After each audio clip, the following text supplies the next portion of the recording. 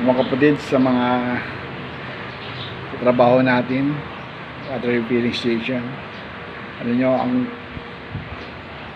dami na nagsasara dahil nga nalulugi. Simple lang naman kung bakit nalulugi sila kasi wala silang disiplina, hindi nila inaayos ang kanilang serbisyo, tuligit sa tao. Madami silang taong binabayaran, kaya lulugi talaga. Sa kuryente, sa tubig, mabayaran mo, wala, doon na lang lahat pupunta sa yon, at ang mga pasahod nyo pa sa tao. So kung kayo may water refilling station, make sure na pamilya, mas maganda para hindi kayo malugi. Pamilya kayo, magtutulungan kayo, pwede mag-asawa kayo, magtutulungan kayo.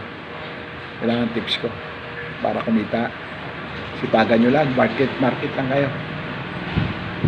At sa akin, sabihin lang ako, dito lang, paikot-ikot lang. Ang dami na rin nagtiwala sa atin dahil sa produkto natin tubig. So, ang dami na tayong mga mayayaman na mga customer. Kaya salamat sa Panginoon dahil may mga customer nagtitiwala sa tubig natin. Hindi lang, wag lang tayo, tuloy-tuloy lang tayo sa ating magandang serbisyo, sa ating mga tubig, kasi yan ang buhay. Tubig ng buhay natin.